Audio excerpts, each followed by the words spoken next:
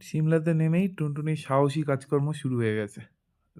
Rail line cross করে ওই দেখো, ওপারে গিয়ে ফটো তো তুলে নিয়েছে আবেগে, এবার আসতে গিয়ে অবস্থা খারাপ, পিছলাচ্ছে। তাও ধীরে ধীরে আসছে।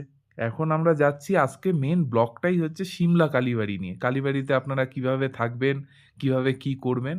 ওই যে কালীবাড়ির এন্ট্রান্স, কালীবাড়িতে আমরা চলে এসেছি। এটা হচ্ছে শিবের মন্দির একটা, একদিকে শিবের মন্দির আর অপোজিট দিকে হচ্ছে মেন আমাদের সিমলা কালীবাড়ি।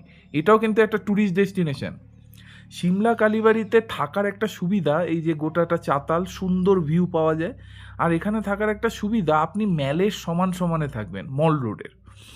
ফলে কি, অন্যান্য হোটেলে থাকলে অনেকটা নিচে থাকতে হয়, ফলে মল রোডে উঠতে গিয়ে অনেকটা কষ্ট হয়।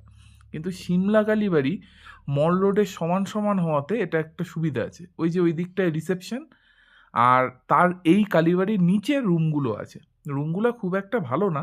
এই যে এখান দিয়ে আসতে হয় স্টেশন থেকে, আর এই যে রাস্তাটা দেখছেন, এই সোজা রাস্তাটা হচ্ছে মল রোড, একদম কাছে, জাস্ট 3 মিনিট ওয়াকিং, সমতলে। এই যে রুমগুলো, রুমগুলো তো দেখুন আশ্রমের রুম, তো এটা তো সেই রকম এক্সপেক্ট করলে হবে না, তবে ঠিকঠাক। আরেকটু পরিষ্কার করে রাখলে হয়তো ভালো হয়। ওনাদেরকেও আমি বলেছি এটা নিয়ে। এই দেখুন 3টে সিঙ্গেল বেড আছে, কম্বল-টম্বল লেপ-টেপ দেওয়া আছে। সুন্দর ভিউ আছে, 2খানা জানলা। আর এইদিকে বাথরুমটা আরেকটু ক্লিন রাখলে ভালো হয়। ওপরে ওইখানে সিঁড়ি দিয়ে উঠে গরম জল 24 ঘন্টা পরে আপনাকে গিয়ে নিয়ে আসতে হবে। ভালো হচ্ছে এই ভিউটা, একদম সুন্দর ভিউ এখান থেকে। আর দুদিকে কর্নার রুমই আমরা পেয়েছিলাম। এই যে এটাই হচ্ছে সিমলা মল। মলের ওপরটাই এটা। ফলে কি খুব সুন্দর যাওয়া যায়। ওই যে হনুমানজির মূর্তি, ওটা হচ্ছে জাকু হিলস। সিমলার একটা খুব সুন্দর জায়গা। ওই ওখানে রোপওয়েও চালু হয়েছে। নেক্সট ব্লগে আমি জাকু হিলসই দেখাবো। তো আর সিমলা কালীবাড়ির আরেকটা যেটা গুরুত্বপূর্ণ বিষয়, সেটা হচ্ছে সিমলা কালীবাড়ি খাওয়া-দাওয়া। সিমলা কালীবাড়িতে খাওয়া-দাওয়া কিন্তু সম্পূর্ণ বাঙালি। ২ জন লোক আছেন, একজন মহিলা আর ওনার বর। ওনারা ২ জন মিলেই ক্যান্টিনটা চালান।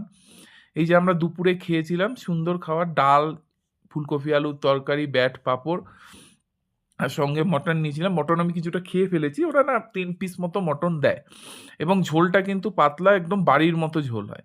এটা ভালো, এবং দামগুলোও খুব রিজনেবল। আমি মটনের সাথে মটন ভাত খেয়েছিলাম, তাতে নিয়েছিল ১৭০ টাকা, মাছ ভাতের দাম ১১৫ টাকা। দাম খুবই রিজনেবল। তবে বুকিং করতে হলে মেল আইডিতে মেল করবেন, অন্তত ৩ মাস আগে করবেন। মেল আইডি কিন্তু আমি ভিডিওর শুরুতেই দিয়ে দিয়েছি, রুম যখন দেখাচ্ছিলাম।